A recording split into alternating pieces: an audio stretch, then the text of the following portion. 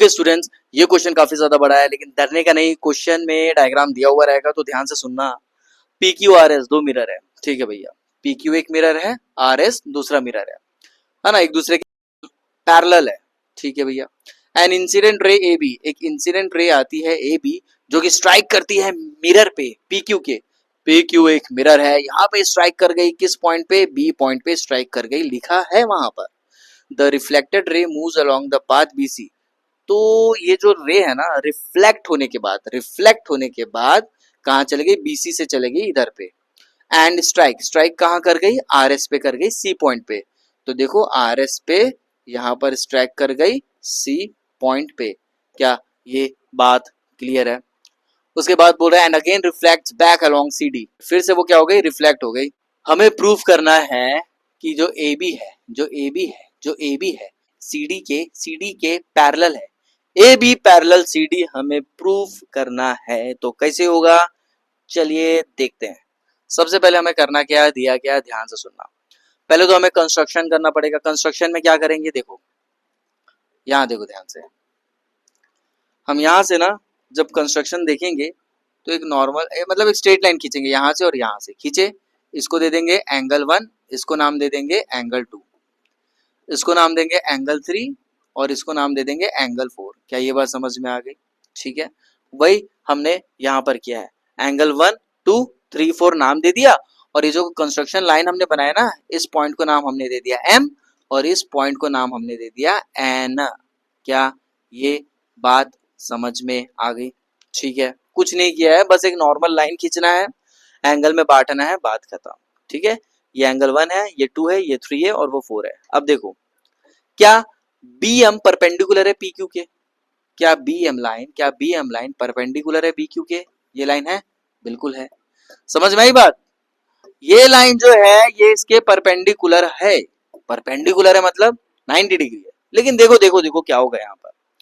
B M perpendicular है P Q के, बिल्कुल है। ठीक वैसे ही सी एन परपेंडिकुलर हो जाएगा आर एस के। तो सी एन परपेंडिकुलर हो जाएगा आर एस के। क्या ये बात समझ में आ गई? ठीक है, आ गई। अब देखो, बीएम पैरेलल है सीएन के। बीएम पैरेलल है सीएल के, बिल्कुल है भाई। जो बीएम है वो सीएन के पैरेलल है कि नहीं है? ये देखो है ना पैरेलल, बिल्कुल है। तो बता देंगे भैया वो पैरेलल है। ठीक है, अब देखो भाई, ध्यान से देखना। क्या ये लाइन और ये लाइन पैरेलल नहीं है? पैरेलल है।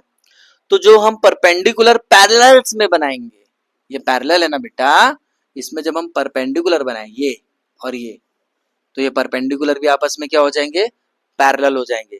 इसीलिए बीएम और सीएन आपस में पैरेलल है। रीजन लिखेंगे, perpendicular on parallels are also parallel. क्या ये समझ में आ गया? जो हमने परपेंडिकुलर बनाया ना, कहाँ बनाया? पैरेलल्स में बनाया है ना, तो वो भी क्या हो जाएंगे? वो भी हो जाएंगे are also parallel. I hope आपको ये चीजें हमने समझा दी होगी। ठीक है, अब आगे देखो। एंगल 1 इक्वल होगा एंगल 2 के और एंगल 3 होगा एंगल 4 के। कैसे पता चलेगा सर? अरे भैया, एंगल ऑफ इंसिडेंस इक्वल होगा ना एंगल ऑफ रिफ्लेक्शन के, ये तो आपको पता ही होगा। ये हमारा मिरर है, ये हो गया आपका एंगल ऑफ इंसिडेंस टकराने से पहले, और टकराने के बाद जब रिफ्लेक्ट हो जाती है तो उसको कहते हैं एंगल ऑफ रिफ्लेक्शन। ठीक है, तो एंगल ऑफ इंसिडेंस मतलब टकराने से पहले ऐसी जा रही है, टकराने के बाद को बोलते हैं एंगल ऑफ रिफ्लेक्शन। तो ये बात समझ में आ गई? तो ये दोनों आपस में क्या रहती है? हमेशा इक्वल रहती है। कैसे इक्वल रहती है? By the law of reflection. ये आपने पढ़ा भी होगा साइंस में। ठीक है, इसी वजह से एंगल 1 हो जाएगा एंगल 2 के इक्वल और एंगल 3 इक्वल हो जाएगा एंगल 4 के। तो एंगल 1 इक्वल हो गया 2 के और 3 हो गया 4 के। क्या ये बात समझ में आ गई? क्यों हुआ? ये है वो रीजन, ये आप लिख देना। ठीक है, अब देखो, क्या एंगल 2 होगा इक्वल एंगल 3 के? यहां देखो एंगल 2 ये किसके इक्वल होगा? 3 के, बिल्कुल होगा। यहां देखो ना, z बन रहा है, बन रहा है ना बेटे, z बन रहा है ना, z ये। तो भैया ऑब्वियसली ये एंगल आपस में क्या होंगे? ऑल्टरनेट इंटीरियर एंगल होंगे। तो लिखेंगे यहां पर हम एंगल 2 इक्वल होगा एंगल 3 के, क्यों? ऑल्टरनेट इंटीरियर एंगल्स की वजह से। क्या ये बात समझ में आ गया? ठीक है। अब देखो, अगर ये पूरा वॉल्यूम है, ये पूरा, ये 1 2 और ये 3 4, ये भी तो हमको दिख रहे हैं यार, ऑल्टरनेट इंटीरियर एंगल के जैसे दिख रहा है ना, दिख रहा है ना। तो यहाँ पर अभी हम क्या लिखेंगे, और ऑल्टरनेट इंटीरियर एंगल आपस में इक्वल होते हैं, इसलिए हम लिखेंगे एंगल 1 प्लस एंगल 2। क्या बात समझ में आ रही है? ठीक है। 2 और 3 इक्वल क्यों हुए? ऑल्टरनेट इंटीरियर एंगल्स की वजह से। अब देखो, एंगल 1 प्लस एंगल 2 इक्वल होंगे एंगल 3 प्लस एंगल 4 के। क्या ये बात समझ में आ गई? है ना। तो ये पूरा एंगल इक्वल हो जाएगा इस पूरे एंगल के। क्यों होगा? देखते जाओ। अगर मैं ये पूरा एंगल लिख दूं 1 और 2 को साथ में, तो क्या होगा? ए बी सी होगा कि नहीं? होगा कि नहीं? तो लिखेंगे 1 और 2 को जब हमने ऐड किया, 1 और 2 एंगल को जब हमने ऐड किया, तो बोल सकते ना बेटा इस एंगल का नाम ए बी सी।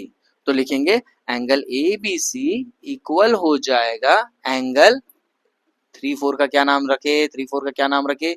डी सी बी बोल सकते हैं। ठीक है। तो हो जाएगा डी सी बी। क्यों? Alternate interior angles are equal. समझ में आया? समझ में आया ना क्या बोल रहे हैं यहाँ पर? तो देखो ना, एंगल 1 2 के इक्वल है, एंगल 3 4 के इक्वल है, और एंगल 2 3 के इक्वल है। मतलब 1 2 के इक्वल है, 2 3 के इक्वल है, और 3 4 के इक्वल है। इसका मतलब यह है कि angle 1 equals to angle 2 equals to angle 3 equals to angle 4 लिख सकते हैं। क्या ये बात समझ में आ गई? क्या ये बात समझ में आ गई? ठीक है। ये एंगल और ये एंगल क्या होता है? ऑल्टरनेट इंटीरियर एंगल होता है। तो ऑल्टरनेट इंटीरियर एंगल क्यों होता है पता है? क्योंकि ये लाइन ना, ये लाइन के क्या होती है? पैरेलल होती है। समझ में आया? तो जब भी पैरेलल होती है तो हम क्या लिखते हैं? ये एंगल और ये एंगल आपस में इक्वल है। अब उल्टा देखो, ये एंगल और ये एंगल आपस में इक्वल है, जो कि है ये लाइन है। तो ऑब्वियसली ये लाइन और ये लाइन आपस में क्या होगी? पैरेलल होंगे। क्योंकि पैरेलल है तभी तो ये ऑल्टरनेट इंटीरियर एंगल के वजह से इक्वल हो गई। क्या बात समझ में आ रही है? क्या बात समझ में आ रही है? फिर से सुनो भैया, बहुत इंपॉर्टेंट है। अगर ये एंगल उस एंगल के इक्वल है, इसका मतलब जो ए बी है ना, वो सी डी के पैरेलल है। इसका मतलब ए बी जो है वो सी डी के पैरेलल है, और यही हमें प्रूफ करना था। ठीक है। अपने फ्रेंड्स के साथ इसे शेयर करना भूलना नहीं है। ठीक है। कमेंट सेक्शन में बताइए आपको वीडियोस के लेक्चर्स कैसे लग रहे हैं। ठीक है स्टूडेंट्स, मिलते हैं अगले वीडियो में। Till then bye.